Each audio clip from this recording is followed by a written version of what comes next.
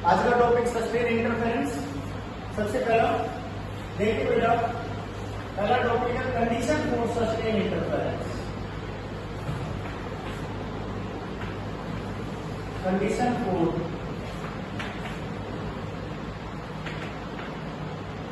Sustain interference. Sustain interference की condition क्या क्या है?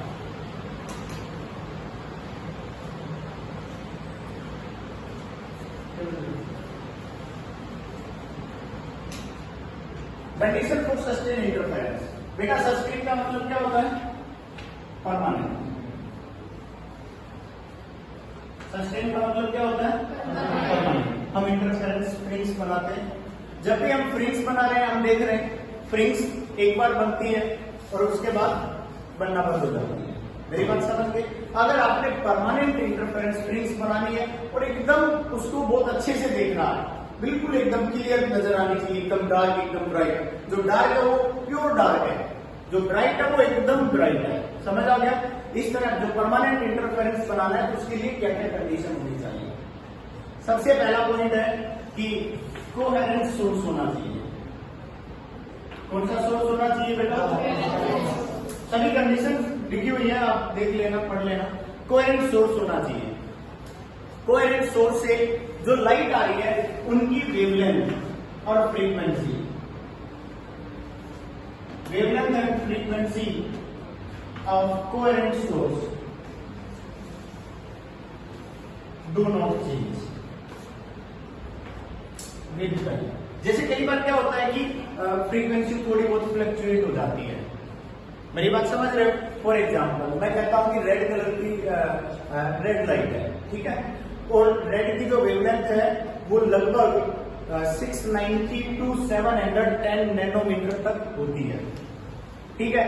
690 नैनोमीटर जा रही है तो भी रेड वेवलेंथ है, और 710 जा रही है तो भी। अगर उसके बीच में फ्लक्चुएट कर रही है वो, तो है तो रेड ही, फ्लक्चुएशन नहीं होना चाहिए, चाहे बेशक 700 चली जाए, 702 चली जाए। मेरी बात समझ गए? जो भी वेवलेंथ जा रही है वो क्या जानी चाहिए? लंबे समय तक फिक्स जानी चाहिए। क्या मेरी बात समझ आ गई? सेकंड पॉइंट, पहला सोर्स के लिए था कोहेरेंट सोर्स होना चाहिए। दूसरा मैं आपको बता रहा हूं एम्पलीट्यूड ऑफ वेव, ठीक है। हम इंटरफेरेंस में दो वेव पढ़ते हैं, एक तो y1 is equal to a1 sine omega t पढ़ा था, दूसरा y2 इज इक्वल टू क्या पढ़ा था? a2 sine omega t plus phi. बोलो पढ़ा था कि नहीं? चलो ले देता हूं। यहां हम क्या कर रहे हैं? डिफरेंट एम्पलीट्यूड ले रहे हैं। अगर आप दोनों का एम्पलीट्यूड सेम ले लेते हो, a1 is equal to a2 is equal to, अगर आपने दोनों का एम्पलीट्यूड सेम ले लिया तो सस्टेन इंटरफेरेंस कंडीशन है, ये होनी चाहिए। मतलब दोनों वेव्स का एम्पलीट्यूड भी क्या लेना है? सेम लेना है। उनका फेज डिफरेंस 0 लेना है। उनका फेज डिफरेंस क्या लेना है? 0 लेना है। मेरी बात समझ रहे हो? तो ये कुछ कंडीशंस हैं जो परमानेंट इंटरफेरेंस के लिए होती है। फाई की वैल्यू 0 होनी चाहिए उस केस में। मेरी बात समझ गए? पॉइंट क्लियर हो गया होगा? तो आप पढ़ के देखना, मोनोक्रोमेटिक लाइट का यूज करना है, और मोनोक्रोमेटिक लाइट की फिक्स वेवलेंथ का यूज करना है। समझ गए? जो भी मोनोक्रोमेटिक लाइट यूज कर रहे हो उसकी वेवलेंथ क्या होनी चाहिए? फिक्स वेवलेंथ होनी चाहिए। यहां तक समझ आ गया आप सभी को? तो ये कंडीशन परमानेंट इंटरफेरेंस के लिए है। इसके लिए है ये परमानेंट इंटरफेरेंस। अगला पॉइंट क्या है? Intensity distribution curve. कौन सा टॉपिक है बेटा? Intensity distribution curve.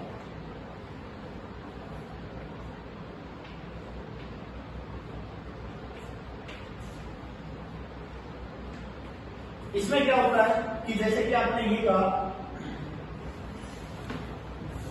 X axis Y axis ले रहा हूं बेटा, वाई एक्सिस में मैं इंटेंसिटी ले रहा हूं, यहां हम डिस्प्लेसमेंट एक्स की पोजीशन ले रहे हैं, ठीक है। जब हम बात करते हैं सबसे पहले एक्स 0 पर, तो हमें पता है ब्राइट फ्रिंज बनती है। कौन सी फ्रिंज बनती है? Bright fringe. उसके बाद देखते हैं लैम्डा डी बाई डी पर कौन सी बनती है? Again bright. इधर भी लैम्बडा डी बाई डी पर क्या बनती है बेटा, ब्राइट। मेरी बात समझ रहे हैं? उसके बाद 2 लैम्बडा डी बाई डी पर क्या बनेगी, bright. 3 lambda D by D पर क्या बनेगी, और इस तरह से यू बनती हुई चली जाएगी बेटा। अरे लिख देंगे ना, इधर भी क्या करेंगे, 2 लैम्बडा डी बाई डी पर ब्राइट बनेगी, again 3 lambda D by D पर ब्राइट बनेगी, और यू 4 लैम्बडा डी पर। इस तरह से ये ब्राइट रिंग्स बनती है। बात करें हम मैक्सिमम इंटेंसिटी की, बेटा आई मैक्सिमम की बात करेंगे तो हम क्या कहेंगे, A1 प्लस A2 का होल स्क्वायर। आई मैक्सिमम यही होता है। अगर आई मिनिमम की बात करें तो क्या होता है बेटा, A1 minus A2। Any doubt? ठीक है, हम मैक्सिमम की बात कर रहे हैं और मैक्सिमम इंटेंसिटी सस्टेन इंटरफेरेंस में होती है। समझ गए? सस्टेन इंटरफेरेंस की ब्राइट फ्रिंज में होती है, और उसकी कंडीशन क्या थी, A1 is equal to A2। A1 is equal to, दोनों की जगह A रख दूं मैं? अरे दोनों की जगह A रखेंगे तो क्या हो जाएगा, A1 is equal to A2 is equal to A। लिख दिया हमने। A प्लस A का होल स्क्वायर क्या होगा, 4A स्क्वायर, 2A हो जाएगा ना। A प्लस A 2A का होल स्क्वायर करेंगे तो आई मैक्सिमम इंटेंसिटी मैं लिख देता हूं, K प्रोपोर्शनली कांस्टेंट है, इनटू 4A स्क्वायर। अगर आई मिनिमम की बात करेंगे, A माइनस A क्या हो जाएगा, 0। डिस्ट्रीब्यूशन कर्व बनाना था ना, तो ये कहता है कि जहां मैक्सिमम इंटेंसिटी है, ये मैक्सिमम पॉइंट है जहां वैल्यू है 4A इंटू A स्क्वायर। कोई डाउट है? ये सेंट्रल ब्राइट फ्रिंज है। उसके बाद सेंट्रल के जस्ट बाद क्या बनेगी बेटा, डार्क। क्या बनेगी, अगेन ब्राइट। इस लेवल पर अगेन उतनी ही इंटेंसिटी आएगी, ये मैक्सिमम है, इससे ज्यादा नहीं है। इसी तरह यहां पे क्या बनेगी बेटा, डार्क।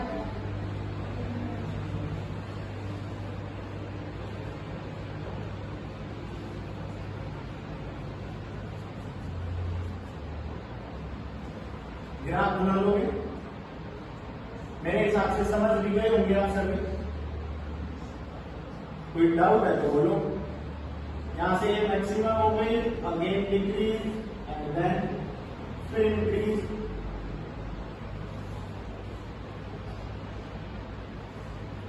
हो गया?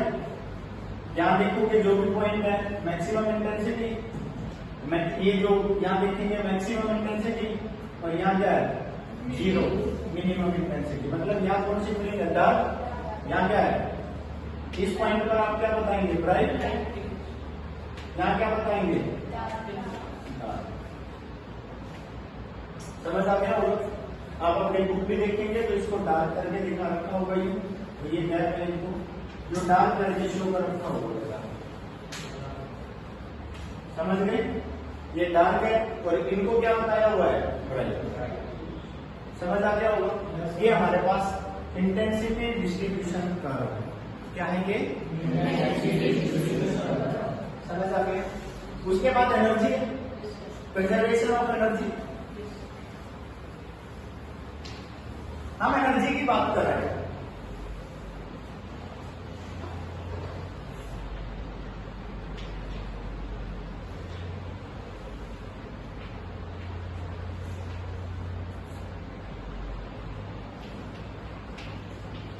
कंजर्वेशन ऑफ एनर्जी, बेटा क्या देखते हैं, हमारे पास अगर हम कंजर्वेशन ऑफ एनर्जी की बात करें तो हम यहाँ एवरेज इंटेंसिटी निकाल कर दिखाते हैं आपको। मेरी बात समझ गए? देखिए आपने क्या पढ़ा था बेटा, कहीं पर हम देखते हैं मैक्सिमम इंटेंसिटी जाके, कहीं हम क्या देखते हैं बेटा, मिनिमम इंटेंसिटी जाके। मैक्सिमम आपने क्या पढ़ा था, K into A1 plus A2 का होल स्क्वायर। मिनिमम को क्या पढ़ा था, A1 माइनस। मेरी बात समझ गए? अगर मैं इन दोनों की इंटेंसिटी की एवरेज निकाल देता हूं, एवरेज इंटेंसिटी, तो क्या लिखूंगा, I maximum plus I minimum upon, मेरी बात समझ गए, I maximum upon I minimum upon 2। अगर बेटा ये वैल्यू पुट करते हैं, K into A1 plus A2 whole square minus K into upon 2। ये क्या आ गया आपके पास, आई एवरेज आई एवरेज क्या था? I average is equal to K A1 square plus के A2 स्क्वायर, बस यही आएगा। डायरेक्ट क्यों लिख दिया? A plus B square minus A minus B square क्या होता है? 2 into A square minus B square, A square plus B square, 2 into. मेरी बात समझ गए? सॉरी माइनस क्यों कर रहे हैं, प्लस करो, समझ गए? प्लस है ना यहाँ, ये क्या आ जाएगा? 2 into A square plus B square, तो A1 square plus A2 square, 2 into आ रहा है, 2 से 2 कैंसिल हो गया, K इंटू, समझ आ गया? सॉल्यूशन कर सकते हो, फॉर्मूला बोलकर तो बिल्कुल सही हो जाएगा। ठीक है, ये मेरे हिसाब से I1 है, ये क्या है? मतलब आई एवरेज क्या आ रहा है आपके पास? I1 प्लस, अगर इंटेंसिटी डायरेक्ट ऐड हो जाती है, यही तो नहीं, एक सोर्स से I1 इंटेंसिटी जा रही है, दूसरे सोर्स से I2 इंटेंसिटी जा रही है। हर्ष हर्ष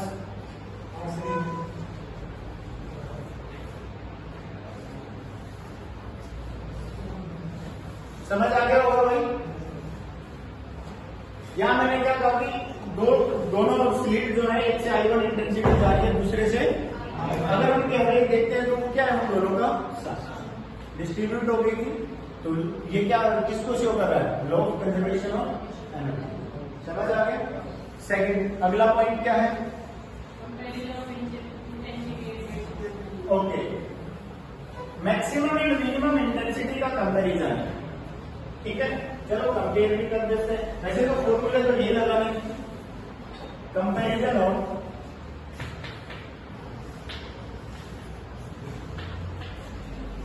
मैक्सिमम एंड मिनिमम इंटेंसिटी, 1 और 2 मार्क्स में इसके बेस पर न्यूमेरिकल भी पूछ लेते हैं। ठीक है, तो देखिए आई मैक्सिमम की बात कर रहे हैं बेटा, के इंटू क्या हो गया? A1 प्लस होल स्क्वायर हो गया, और आई मिनिमम की बात कर रहे हैं तो क्या हो जाएगा बेटा? यही था, दोनों को कंपेयर करना, कंपेयर का मतलब दोनों को डिवाइड करना, बेसिकली कैंसिल हो गया। देखिए ध्यान से, आई maximum upon I minimum, formula थोड़ा रेशियो की टर्म में बताऊंगा, बस कुछ नहीं है। मैंने A2 कॉमन ले लिया यहां से, तो क्या आ गया? A1 upon A2 minus plus हो गया, और इसकी पावर कितनी है बेटा? आपको नीचे भी A2 कॉमन ले लें, A1 अपॉन, तो इसकी भी पावर कितनी है? दोनों पे स्क्वायर है, 2 से 2 कैंसिल हो गया। यहां मैं कह देता हूं R is equal to A1 upon A2, that is ratio of amplitude. क्या कहते हैं हमने इसको? Ratio of amplitude. समझ आ गया होगा? मैं इसको R से लिख देता हूं, तो एक नया फॉर्मूला हमारे पास आ जाएगा, I maximum upon I minimum is equal to R plus 1 और स्क्वायर अपॉन R माइनस 1 आ गया। कई बार क्या होता है कि न्यूमेरिकल में डायरेक्ट लिखा होता है, in interference pattern the maximum intensity and minimum intensity are given, और वैल्यू लिख दी जाती है। वो मैक्सिमम इंटेंसिटी और मिनिमम इंटेंसिटी की वैल्यू को दे देता है, और हम क्या सोचते हैं? A1 A2 सोच जाते हैं। मेरी बात समझ गए क्या कह रहा हूं? हम किसको इंक्लूड कर लेते हैं? A1 और A2 को सोच जाते हैं, और उनकी वैल्यू पुट करके और फिर पूरा क्वेश्चन गलत कर देते हैं। इन्होंने मैक्सिमम और मिनिमम इंटेंसिटी दी, जो आप यहां और यहां रखोगे, आपको पता होना चाहिए आई मैक्सिमम और आई मिनिमम का रेशियो R प्लस 1 का whole square upon R minus 1 का होल स्क्वायर। दूसरी बात, या एक पॉइंट और समझ लीजिए, R इज इक्वल टू आपने A1 अपॉन A2 कह दिया, आप इसको under root of I1 upon under root of I2 भी कह सकते हो। कह सकते हो कि नहीं? I1 is directly proportional to A square, बार बार कह रहे थे कि नहीं? ये भी कह सकते हो। मेरी बात समझ आ गई? और एक पॉइंट बता देता हूं मेरा, जो इंटेंसिटी है ना, वो बात याद रखना, intensity is directly proportional to slit width. आप स्लिट बना रहे थे, इस स्लिट की विड्थ पर डिपेंड करती है बेटा इंटेंसिटी। पहली वेव यहां से जा रही है, इसकी विड्थ क्या है, जैसे कि आप ये बताओगे कि यहां वेव जा रही है। अब मान लीजिए मैं कहता हूं कि ये विड्थ इतनी सी है और वेव का जो एम्पलीट्यूड है वो इतना है, क्या ये वेव इसमें से पास हो जाएगी? कभी भी नहीं। वो कितने विड्थ के पास होगी? जो केवल यहां तक है। क्या यहां तक समझ आ गया? जो केवल इसके विड्थ में से जा सकती है। और इंटेंसिटी डायरेक्ट किस पर डिपेंड कर रही है? एम्पलीट्यूड पर। मेरी बात समझ गई कि नहीं? तो ये कहता है कि intensity is directly proportional to slit width, मतलब I1 intensity is directly proportional to W1 and I2 intensity is directly proportional to W2। ये भी आपने याद रखना।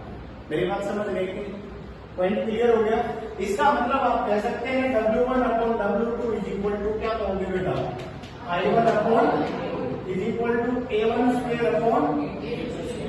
ये फॉर्मूला भी कहीं यूज किया जाए, स्लिट विड्थ आपसे दी जाए तो ये फॉर्मूला भी आप यूज कर सकते हैं। समझ आया कि नहीं आया? सभी को समझ आ गया? कोई डाउट है तो बोलिए, किसी को कोई डाउट नहीं? तो ये हमने इनके बारे में बताया कि जो कंपैरिजन कर रहा है मैक्सिमम और मिनिमम इंटेंसिटी का वो क्या है। समझ गए? अगला पॉइंट है इंटरफेरेंस ड्यू टू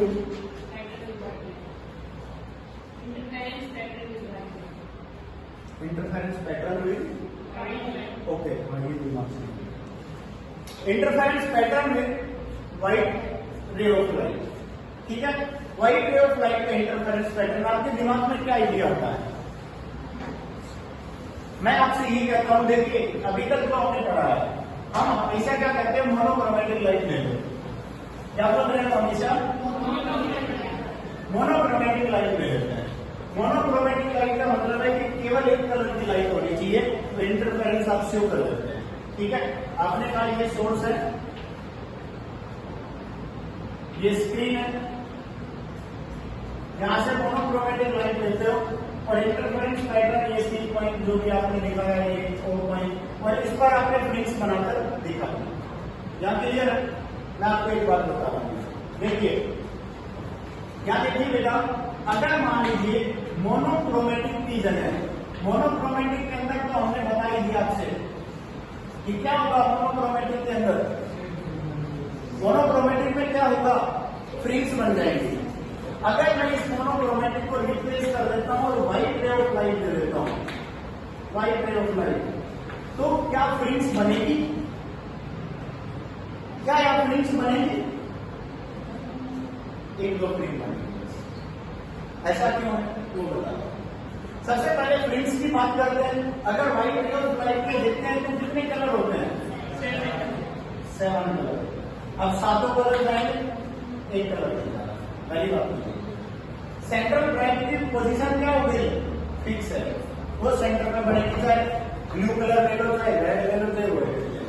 मतलब एक फ्रिंज तो यहां फिक्स हो गई, मोस्ट ब्राइट फ्रिंज बनेगी। और ये क्योंकि हर एक कलर अपनी ब्राइट फ्रिंज सेंटर पर ही बनाएगा, चाहे वो रेड हो, चाहे वायलेट हो, चाहे येलो। सेंटर पर हमेशा कौन सी बनती है? अब बात आती है पोजीशन की। ध्यान से समझना, मैं आपको बताना क्या चाह रहा हूं। मैंने कहा कि इसकी जो थिकनेस है वो होगी theta is equal to lambda d upon. क्या मैं सही बोल रहा हूं? अब हमारे पास व्हाइट रे ऑफ लाइट में एक कलर नहीं है, कितने कलर है? 7। मेरी बात समझ गई? कितने कलर है? 7 कलर। और सभी की वेवलेंथ क्या है? डिफरेंट। वेवलेंथ सभी की डिफरेंट है। अगर वेवलेंथ सभी की डिफरेंट है तो बीटा भी सभी का क्या होगा? डिफरेंट होगा। सभी की थिकनेस अलग अलग आएगी फ्रिंग्स की। अब रेड की थिकनेस को देखा जाए मेरे हिसाब से सबसे ज्यादा आएगी। Beta of red is greater than beta of, नहीं आ रहा समझ में? तो रेड की वेवलेंथ सबसे कम होती है। मैं तो इन दो का ही कर रहा हूं, बट बीच में भी बहुत सारे कलर है, आ जाएगा। अब आपने ये कहा, मान लीजिए अगर वॉयलेट यहां तक अपनी फ्रिंज बनाता है तो दूसरी फ्रिंज यहां बना देगा, रेड ने अपनी आदत बनाई तो अगली कहां बनाएगा? ऊपर। अब इसके ऊपर देखते जाएंगे एक दूसरे के अंदर इनकी फ्रिंग्स क्या हो जाएगी? ओवरलैप। फ्रिंग्स क्या हो जाएंगी? ओवरलैप। भाई किसी की ब्राइट बन रही है और किसी की डार्क बन रही है। ओवरलैप तो होगी क्योंकि इन सभी का साइज फिक्स थोड़ी है, सेम नहीं है ना। भाई मान लीजिए इसका सब 1 सेंटीमीटर, ये 1 मिलीमीटर का बन रहा है, वायलेट का बन रहा है 0.8 मिलीमीटर का। कहीं ना कहीं जाकर 0.2 डिफरेंट करते करते 2-3 के बाद क्या हो जाएगी? वो उसके साथ ओवरलैप हो जाएगी। उसकी डार्क बन रही है, उसकी ब्राइट बन रही है। 3-4 की डार्क बन गई, 3-4 की ब्राइट बन गई, तो आपको कुछ नजर ही नहीं आएगा एक पॉइंट पर। अरे समझ आया कि नहीं?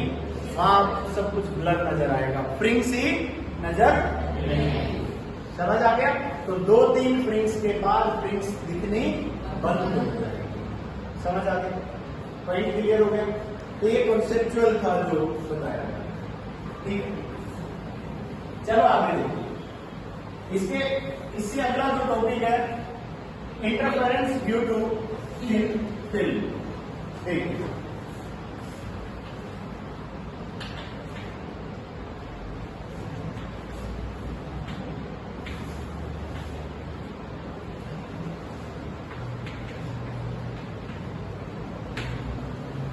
पहले तो इसके बारे में समझना है थिन फिल्म क्या होती है। एक ट्रांसपेरेंट मीडियम होता है जिसके अंदर रे ऑफ लाइट एंटर भी कर जाती है और रिफ्लेक्ट भी हो जाती है। मीन्स रिफ्रैक्ट भी हो जाती है, ट्रांसमिट भी हो जाती है, रिफ्लेक्ट भी हो जाती है। मेरी बात समझ गए? एक ऐसा ट्रांसपेरेंट मीडियम, एक ऐसा ट्रांसपेरेंट मीडियम जिसमें रे ऑफ लाइट रिफ्लेक्ट भी हो जाए, रिफ्रैक्ट भी हो जाए, ट्रांसमिट भी हो जाए। समझ आ गया? थिन फिल्म का मतलब है, देखिए ये वर्ड लिखा हुआ है थिन, मतलब वो पतली सी फिल्म होनी चाहिए, ठीक है। मैंने कहा हमारे पास ये एक थिन फिल्म है और इसकी थिकनेस को मैंने क्या बता दिया बेटा? टी बता दिया। इसकी थिकनेस को क्या बता दिया भैया? क्लियर? अब इस थिन फिल्म के को थोड़ा दिमाग में सोचना है, मैं एग्जांपल दे रहा हूं। आपने एक सोप बबल देखा? सोप बबल की लेयर देखी है? कितनी मोटी होती है? इतनी? बहुत पतली होती है ना, ये उतनी ही मोटी लेयर है। अब आप सोच रहे सर आपने इतना बड़ा क्यों बना दिया? डायग्राम कैसे बनाऊंगा? मेरी बात समझ गए? थिन का मतलब समझ आ गया? अब एक ऑयल ड्रॉप, 2-3 ऑयल ड्रॉप ले लो और पानी पर डाल दो, वो पानी के ऊपर फैल जाएगा। तो उस ऑयल की जो लेयर है उसकी थिकनेस वो भी ट्रांसपेरेंट। मेरी बात समझ गए ना? मैं जो एग्जांपल दे रहा हूं, एग्जांपल क्लियर है? समझ आ गया? बट ये नहीं सोच रहा है कि सर इतना मोटा बबल बनाऊंगा कैसे, बबल की लेयर इतनी मोटी कैसे बनेगी? ठीक है, वो जितनी मोटी लेयर है वो उसी की बात कर रहे हैं। और उसमें क्या क्या हो रहा है, जैसे कि आप देखते हो काफी बार सोप बबल, आपके पास कोई भी बाल्टी है उसमें सोप बबल उठे हुए हैं और उसमें आप देखते हो काफी सारे कलर्स देख लेते हो आप, है ना? लाइट आती है तो क्या जाते हैं उस पर? कलर आ जाते हैं। अब देखिए सबसे पहले हम क्या करेंगे, हम क्या सोच रहे हैं यहां पर? इंटरफेरेंस की सबसे पहली कंडीशन सोर्स, कोहेरेंट सोर्स। सबसे पहले एक सोर्स ले लें जी, सोर्स ले लिया। यहां से रे ऑफ लाइट इंसिडेंट होगी, रे ऑफ लाइट इंसिडेंट होगी। Point clear? अब इंसिडेंट करेंगे सरफेस पर। हम ये चाहते हैं कि रे ऑफ लाइट सुपर इम्पोज हो, ठीक है ना? अब ध्यान से देखना, मैं डायग्राम बना रहा हूं। मैंने यहां इंसिडेंट किया तो सबसे पहले नॉर्मल ड्रॉ किया। ये नॉर्मल ड्रॉ से डॉट लाइन से करना होता है। इंसिडेंट एंगल को आई एंगल से लिखते हैं। Some part of ray of light reflect and some part of ray of light reflect. Means कुछ पार्ट पर उसका रिफ्लेक्ट हो जाता है, ये एंगल आर डैश बना, कुछ पार्ट इसका रिफ्लेक्ट हो जाता है।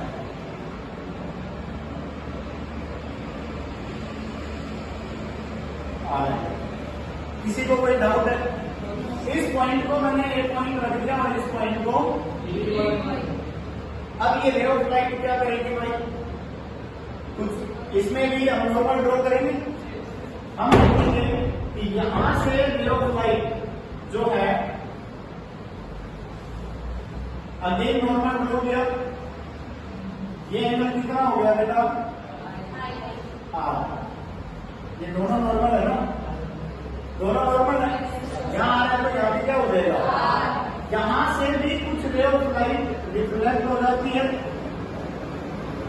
और कुछ रे ऑफ लाइट रिफ्लेक्ट हो जाती है।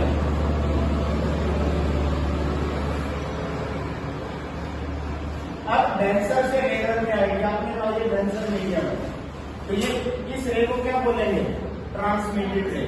क्या बोलेंगे इस रे को, ट्रांसमिटेड। एंगल ऑफ रिफ्लेक्शन दोनों आर हो जाएंगे, जब तो दोनों इक्वली होंगे मेरे हिसाब से। ये आई है तो इसको भी मेरे हिसाब से आई ही लिख सकते हो, angle i is equal to angle r बोलते हो कि नहीं। अगर ये आर है तो ये भी आर होगा, ये 10 है तो ये भी 10 होगा। Point clear. चलो इस ये रिफ्लेक्ट होकर गई थी, इसको R1 का नाम दे दिया। बी से ये पॉइंट सी पर चला गया, दोबारा से नॉर्मल ड्रॉ हो गया, हमने आप फिर दोबारा से नॉर्मल ड्रॉ,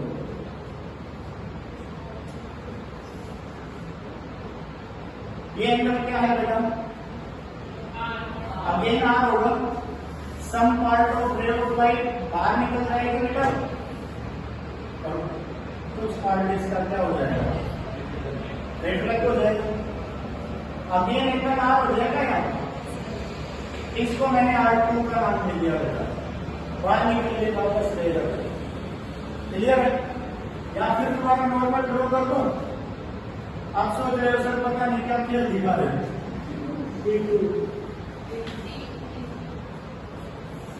और ये प्रोसेस यूं ही चलता रहेगा, समझ गए। हम क्या देख रहे हैं, यहां से इंसिडेंट हुई थी एक रे ऑफ लाइट, इसी मीडियम में R1 और R2 बाहर निकली है, सेम डायरेक्शन में जा रही है, दोनों की वेवलेंथ भी सेम है, दोनों की फ्रीक्वेंसी भी सेम है, क्योंकि ये R1 और R2 इसी का एक तो पार्ट है। अरे इसी वेव से आई ना, समझ आ गया, समझ आ गया। ये दोनों वेव भी तो इसी से आई है, सेम डायरेक्शन में जा रही है, मेरी बात समझ है। हमने कहते हैं इनको ट्रांसमिटेड रे, पैरेलल रे लिख देते हैं, समझ आ गया। ये हमारे पास रिफ्लेक्टेड पैरेलल है।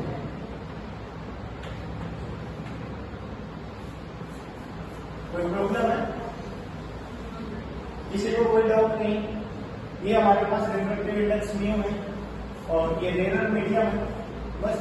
अब चलो ये हो गया, मतलब सबसे पहला पॉइंट इंटरफेरेंस के लिए कि कोहेरेंट सोर्स होना चाहिए, आपने लिया। दूसरा सुपर इम्पोज के लिए दो वेव चाहिए, दो वेव यहां मिल गई, दो यहां मिल गई, दोनों को अलग अलग पढ़ेंगे। हम पढ़ेंगे यहां interference due to reflected ray by thin film. समझ आ गया, अरे समझ आ गया। और दूसरा हम पढ़ेंगे, दूसरा हम ये पढ़ेंगे इंटरफेरेंस ड्यू टू ट्रांसमिटेड रे बाय थिन फिल्म। समझ आ गया। अब दो रे हमें यहां नजर आ गया, दो यहां, ये दोनों सुपर इम्पोज होगी, सीधी सी बात है, फ्रिंज बनेगी। फ्रिंज बनेगी तो क्या निकालना होगा सबसे पहले, पाथ डिफरेंस। क्या निकालना होगा, पाथ डिफरेंस। शुरुआत यहीं से करेंगे हम पाथ डिफरेंस, क्योंकि हमें मालूम है ब्राइट फ्रिंज के लिए, ब्राइट फ्रिंज के लिए पाथ डिफरेंस n लैम्बडा होता है और डार्क के लिए 2n - 1 लैम्बडा होता है। पढ़ा है ये तो हमने। तो अगर ऐसा है तो पाथ डिफरेंस निकाल लेते हैं, फिर ब्राइट फ्रिंज को कर देंगे और डार्क फ्रिंज के लिए, दोनों में पाथ डिफरेंस निकालना होगा। चलो निकाल लेते हैं। मैंने कहा वेव फ्लाइट इस पॉइंट पर इंसिडेंट हुई थी, उसके बाद R1 इधर गई और R2 बनने के लिए वेव फ्लाइट को पहले A से B आना पड़ा, फिर B से C जाना पड़ा और फिर R2 की तरफ जाना पड़ा। मतलब पाथ का डिफरेंस तो कुछ ज्यादा ही है। मेरी बात समझ गए? मैंने क्या किया, यहां से एक परपेंडिकुलर ड्रॉ कर दिया, ये C पॉइंट था ना, चलो यहां परपेंडिकुलर ड्रॉ किया A B C, इस पॉइंट को D लिख देता हूं, इस पॉइंट को A लिख देता हूं। ये नॉर्मल जो ड्रॉ किया गया है इसको थोड़ा ऊपर लेकर आता हूं, ये एग्जैक्ट इनके मिड पॉइंट पर आना चाहिए क्योंकि इधर भी आ रहा है इधर भी आ रहा है। इस पॉइंट को मैं F लिख देता हूं। कोई डाउट है? मैंने यहां से एक परपेंडिकुलर ड्रॉ किया यहां E पर, ड्रॉ कर दिया। मैं कहूंगा कि अगर परपेंडिकुलर, अब देखिए समझने का जो तरीका है वो क्या है, हम क्या करते थे, शायद आपको याद होगा, ये S1 स्लिट और ये क्या है, और ये क्या है, स्क्रीन है। सोर्स से एक वेव इधर दिखाई, एक वेव इधर दिखाई, यूं कर रहे थे ना, ऐसे दिखा रहे थे। फिर हमने क्या किया था, यहां से परपेंडिकुलर डालते थे, बोलो डालते थे। मैंने कहा था दो मेथड, एक पाइथागोरस थ्योरम, दूसरा परपेंडिकुलर मेथड। परपेंडिकुलर डालो, इससे आगे की वेव काउंट कर लो, इससे आगे की वेव काउंट कर लो, इक्वल है। बोलो बताया कहा था ना। और जो ये बच गया था ये क्या था, पाथ डिफरेंस। क्या था ये, हमने यहां से परपेंडिकुलर डाला, इससे आगे की वेव और इससे आगे की वेव क्या है, सेम। इस वेव में देखते हैं तो ये वेव तो A से E तक गई, और इस वेव को देखते हैं तो ये A से B और B से C, दोनों के पाथ का डिफरेंस कर रहा हूं। मेरी बात समझ आ रही? मेरी बात समझ आई या नहीं? जो परपेंडिकुलर डाला उससे मैं कह रहा हूं कि उससे आगे की वेव क्या है, इक्वल है। फर्क है तो ये तो इसने तो केवल इतना ही पाथ ट्रेवल किया, और किसने A से B और B से C। मतलब पाथ डिफरेंस के लिए मैं लिख देता हूं AB plus BC in medium minus AE in air. किसी को कोई डाउट है? किसी को कोई डाउट है तो बोलो भाई, इस वाले का पाथ कितना रहा, A से B और B से C, बोलो था नहीं। इसका पाथ कितना रहा, AE। ये पाथ किसमें है, एयर में। ये पाथ किसमें है, नहीं आया भाई। दोनों वेव का पाथ माइनस कर रहे हैं ना हम लोग। हम यहाँ क्या कर रहे थे, S1T S2T दोनों निकालकर माइनस कर रहे थे, बोलो कर रहे थे। मैंने इसका पाथ निकाला A to B B to C, निकाल दिया, माइनस A to E। ये तो किया है मैंने, और क्या किया, समझ आ गया? हमने क्या ये कहा कि A से B और B से C किसमें है, मीडियम में, बोलो है, और वो किसमें है, कोई डाउट है तो? किसी को कोई डाउट आपको? क्या कह रहे हो? कौन सी पैरेलल है, यहां से पैरेलल है वेव, ये यहां ये सोर्स का काम करेगी ना, तो स्लिट का काम करेगी यहां से। अब वेव यहां से तो मैंने पैरेलल बता दिया, अब क्या होगा, एक वेव इधर जा रही है, एक वेव इधर जा रही है, समझ आ गया? जैसे कि स्लिट है, ये दोनों एक दूसरे के क्या है, पैरेलल है। ये स्लिट भी क्या है, एक दूसरे के पैरेलल है। इंटरफेरेंस पैटर्न शायद अगर आपने समझा हो तो यहां से केवल यू नहीं जाती भाई, केवल ऐसे नहीं जाती कभी भी। मेरी बात समझ गए ना? हम जब पैटर्न शायद अगर आपको याद होगा तो मैंने सिखाया होगा इस पैटर्न को, सिखाया था जहां ये सुपर इम्पोज हो रही है, ये जो एरिया बताया था ये क्या था, इंटरफेरेंस। मेरी बात समझ गए? सेम यहां पर भी होगा, केवल पैरेलल नहीं। चलो देखिए, हम पांच डिफरेंस बता रहे हैं, AB plus BC in medium minus AE इन, तो देखो बेटा या तो उसको भी मीडियम में बनाओ या इसको एयर में बनाओ, और उसके लिए क्या होता है, म्यू से मल्टीप्लाई कर दो। मेरी बात समझ गए कि नहीं? हम इसको क्या कह देंगे, mu multiply by AB plus BC in air minus AE in air. कोई डाउट है? Mu is equal to distance travel in medium upon distance travel in air. अरे नहीं आ रहा समझ में? तो वही क्या, म्यू मल्टीप्लाई कर दिया, हमें पता है एयर में ज्यादा डिस्टेंस ट्रेवल करती है तो म्यू से मल्टीप्लाई कर दो।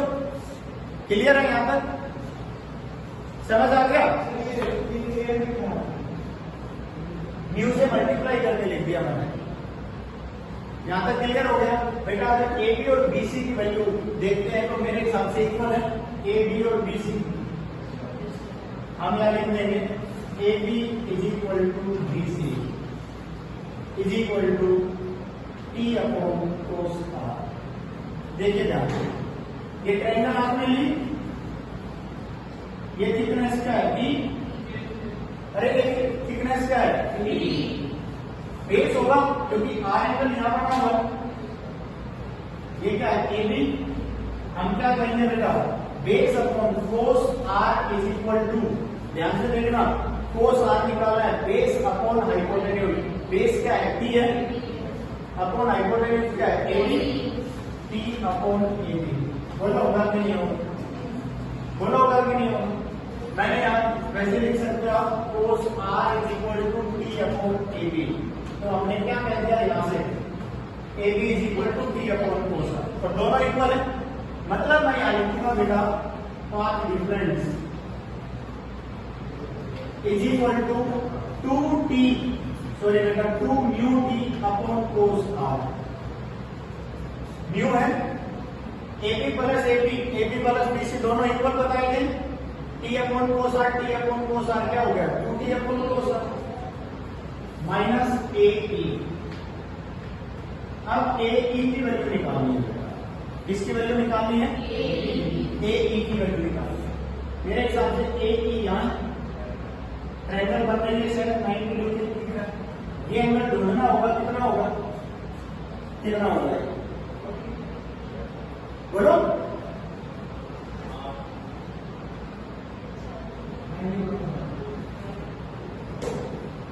मैथमेटिक्स ली है इसलिए पढ़ ली।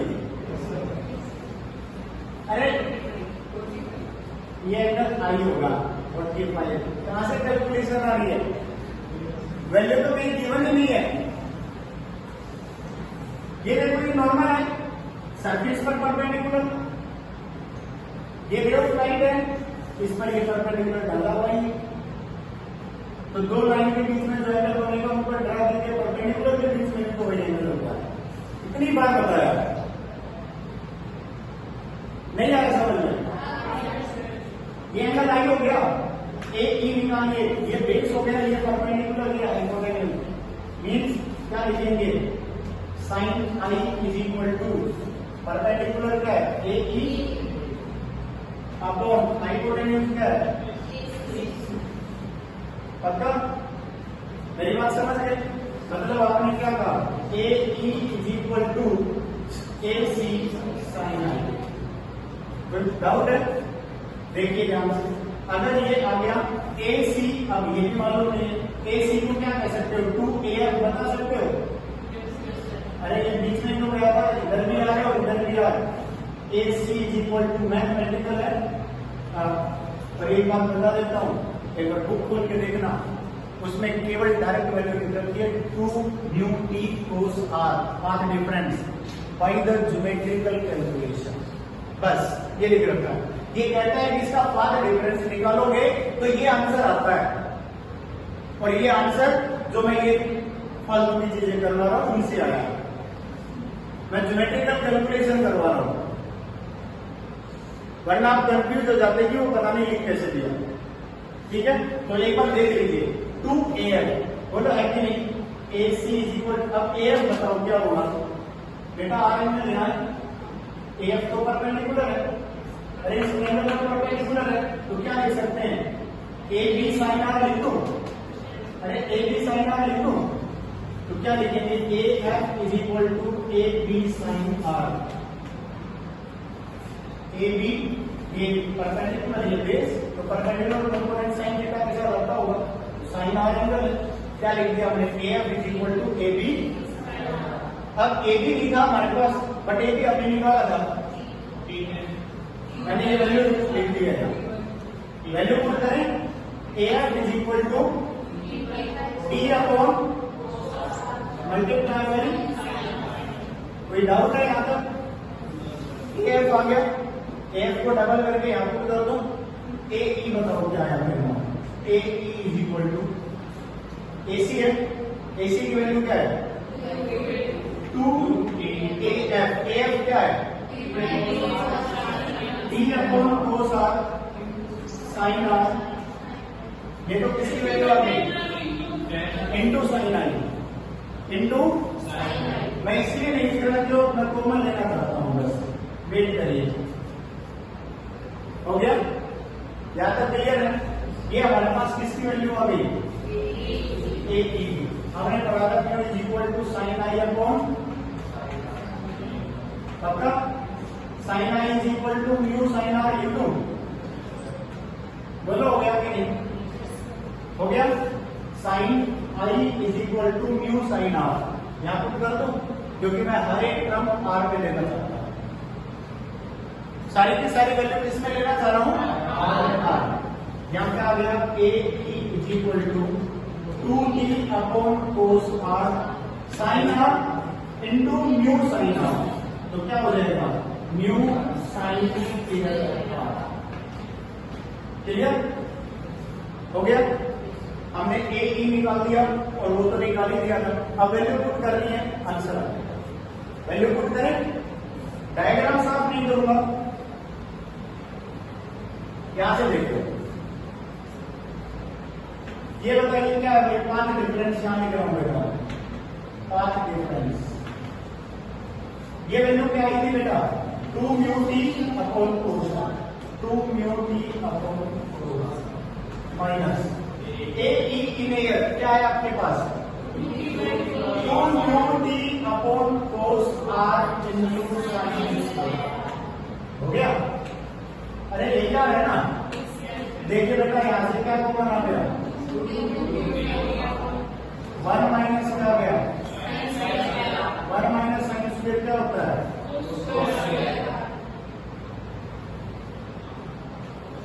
नीचे कोस आ गया, एक कट जाएगा 2 म्यू टी कोस आर, ये आंसर डायरेक्ट लिखा हुआ है, ज्योमेट्रिकल कैलकुलेशन, मेरी बात समझ गए, समझ आ गया, ये कहता है कि ये 5 डिफरेंस आ गया, ये क्या आ गया 5 डिफरेंस,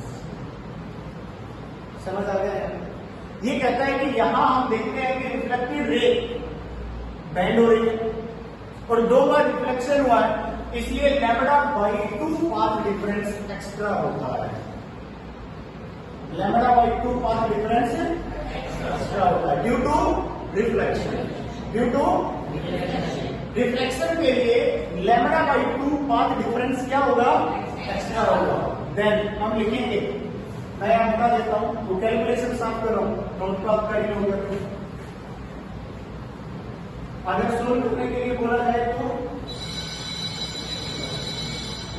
चलो ठीक है, मैं ये कह रहा हूं कि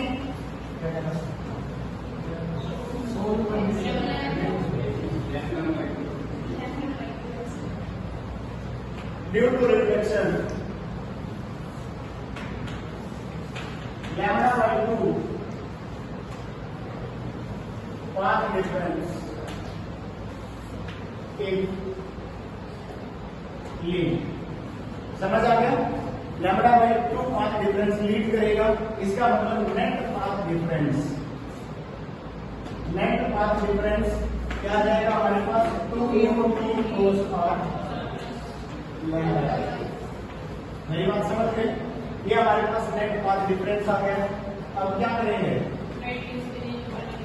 फॉर ब्राइट फ्रिंज, क्या लिखेंगे फॉर पाथ डिफरेंस क्या होगा, ये वैल्यू इक्वल रख दीजिए 2 mu t cos r plus λ/2 is equal to, value compare करोगे फॉर डार्क फ्रिंज,